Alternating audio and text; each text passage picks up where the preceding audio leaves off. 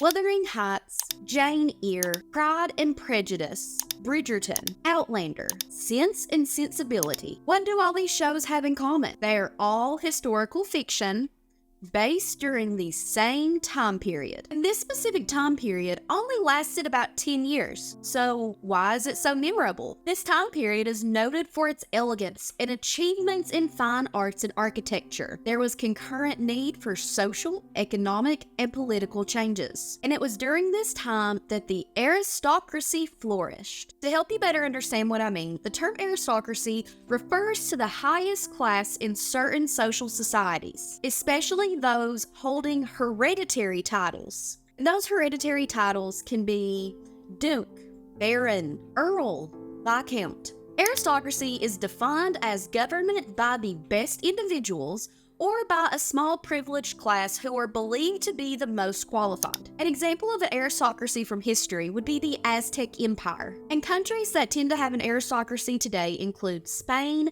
Denmark, India, and Nigeria. Picture it. It's the decade of the 1810s in England. The king had just been deemed too bad to rule over his kingdom, so his son was then appointed to act as the king instead, as a proxy ruler. Another way to say someone has stepped up to rule over a kingdom is regent. In a monarchy, if a king gets too sick to run his country, a regent steps in to take his place temporarily. Kind of think of it as like a substitute monarch. Regents aren't supposed to be permanent. Just like substitute teachers in schools aren't supposed to be permanent either, because the real teacher is supposed to come back. The idea of having a regent king is temporary. So anyway, back to England in the early 1800s. The current king during this time was King George III. If you watch my very first video on this channel about Queen Charlotte of Bridgerton's story, you can get to see just how sick George was and how it impacted his reign as king. In 1811, King George III was deemed too mad to rule over the United Kingdom, so his son, George IV, was appointed to act as regent. The Regency period officially began in 1811. The Regency period saw the rise of well-known authors such as Jane Austen, and new styles of art such as Regency Classicism. Regency period's distinctive styles and fashion, great heights of beauty, art, and cultural influence lasted through the reigns of George IV and William IV until the Victorian era began in 1837. Regency London was known as the most civilized place in the world at this time. Handsome thoroughbred horses trotted along the West End's most fashionable streets, pulling behind them elegant carriages with the city's elite sitting inside. Households received guests in fancy drawing rooms and enjoyed multi-course formal dinner parties. And after dinner parties, well-dressed patrons would flock to neighborhoods like St. James to spend the evenings playing card games like Faro and commerce at private social clubs. Private social clubs such as White's or Waiters. London's fashionable ladies set out to sit in the plush boxes of the Royal Italian Opera House in Haymarket. Back inside the walls of London, the upper class adhered to strict courting rituals that ensured proper matches for its ladies and gentlemen. The well-bred offspring of the city's most aristocratic families were told when and how to speak to each other, how to touch publicly, and how to exchange gifts. While Regency London seemed to be the best place in the world at this time, it's important to remember that not everything is how it seems from the outside. London had a dark side. Outside of the walls of London's well-manicured and gated homes held the city's underbelly. This was where the lower class people of London, who had lesser morals, made ends meet by looting warehouses and docks and ships, robbing graves for gold, and spending their nights at gin shops and brothels. It was a man's job to woo a woman appropriately and chastely.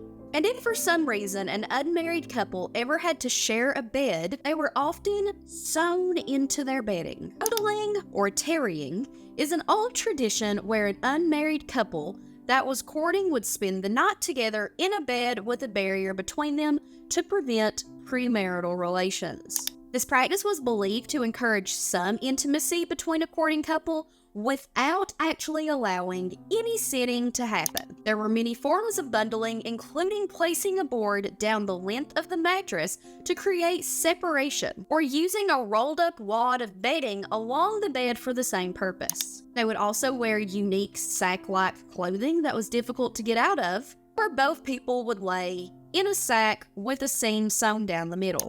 A good way to see just how courting worked in the Regency era is to read the Bridgerton series or watch it on Netflix. The whole point of the series is to show how courtships during the Regency era operated. While the Bridgerton universe is fiction, the series does a great job showing its readers and watchers just how strict dating and courting was during the Regency era.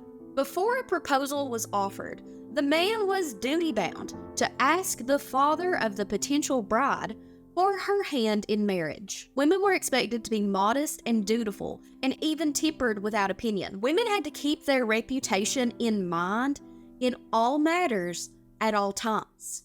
While this style of dating can seem romantic, remember that not everything is how it appears from the outside. After a couple was married, many men often engaged themselves in affairs with other women, and these situations were actually very common and easily tolerated if they were discreet. Actually, it was so common that some men even kept mistresses in order to maintain a certain standard of living. A real-life example of this situation would be the Duke of Devonshire. He allowed his mistress to live in a chamber of his home where she lived there with the Duke and the Duchess for 25 years. After these indiscretions became common practice among the London elite, many lifestyle clubs gained momentum and started to pop up all over London. Behind drawn curtains, those men who were curious would watch as wealthy ladies wore elaborate costumes and partook in activities such as drinking from goblets that were etched with erotic scenes. The men at these clubs also enjoyed looking at books of nudity. Some men enjoyed the company of naked posture models who would lay down and perform explicit scenes. Those who were truly experimental would head off into private rooms for group activities. Some of these rooms held a little bit of pain with its pleasure, and this led to an entire new genre of brothels being established. That's where those high society men would subject themselves to being whooped. But this whole situation is ironic. The irony of this is that the high society of London looked down on the lower class prostitution trade. Another problem that these lifestyle clubs brought in were different types of disease and illness. Popular sickness that spread throughout the upper class of Regency London was syphilis. And poor hygiene during this time didn't make that any better. Actually, it was rumored that Regent King George IV had syphilis. It's been noted that George was quite fond of women. He was a womanizer, and he had many affairs during his marriage to Caroline of Brunswick. It's also been said that George paid for women to take care of him, which could have led to why he had syphilis. So back to hygiene. During this time, hands and feet were washed daily, but taking a bath every day was actually considered to be unhealthy, so therefore full-body baths rarely happened. Laundry was a laborious task that may have happened once a month, and that would have left people to wear outfits that may have been crusty with sweat and probably smelled like a gym sock. And thanks to the high-sugar diets, tooth decay was also a common problem among the London elite. The upper class often sought dentures from the poor who were paid for their healthy teeth. If they were poor, they couldn't afford to get their hands on the sugary foods that the upper class had. Therefore, they didn't experience the same kind of tooth decay. Here's a gruesome little tidbit for you. After the Battle of Waterloo in 1815, teeth from dead soldiers made their way to London. One box of teeth and jawbones was valued at about £100, which would be more than $100,000 in today's dollars. Walking down just about any street in Regency London, it was super easy to spot the lower class. The lower class were typically working as blacksmiths or bakers. They were covered in soot, or they were caught cutting flour with dust just to save a few extra bucks. The more desperate lower class would resort to burglary or drug running to make ends meet. It was nearly impossible at this time for any gentleman to walk down the streets of London without being an easy target to be pickpocketed. So then how did the upper class make money? Other than just being born into money, some suitable professions for the gentlemen of London included working at any of the trading houses within London. The most successful trading house being none other than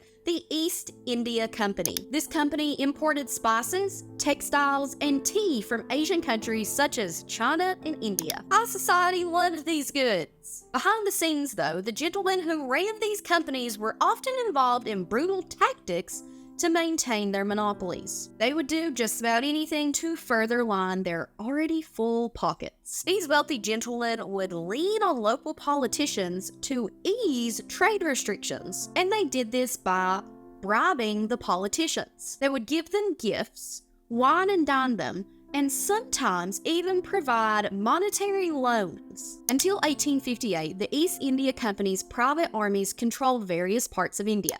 This eventually prompted the British to take over and begin to colonize the subcontinent. And this eventually prompted London to take over and colonize the entire subcontinent of India. East India Company left other harmful marks on its lands as well. To keep its workers dependent so they wouldn't quit working for the company, the head honchos of the company seized 2/3 of their income. To fund all the tea that was brought in from China, the East India Company grew opium in India and sold it to the Chinese, hooking millions on the drug. When China attempted to ban the importation of opium, the British responded with warboats. Another dark side to Regency London is that many of the people in London were also addicted to opium. Opiates were common in household medicines of various forms that were easy to obtain. People of all ages dabbled in opium for a multitude of reasons. Anything from a headache, to colic, to a toothache, to a cold, you name it, there was an opiate for it. Any doctors and apothecaries who served as pharmacists at the time had no formalized training in drugs and freely advised patients of all ages to take opiates. Opiates were no less addictive in Regency London than they are today. Countless lives were destroyed, and people were dying from drug addiction and overdoses. A common thread of Regency London is that elites wouldn't let anything stand in their way of leisure, pleasure, riches, and even tea. Behind a societal insistence on morality and dignity, hedonism and opportunism reigned behind closed doors. If you learned something new or you enjoyed this video, leave a comment, like this video, and subscribe to my channel for more spilled tea and history. Well, after talking about just how gross people were during the Regency era, I'm going to go brush my teeth and take a bubble bath.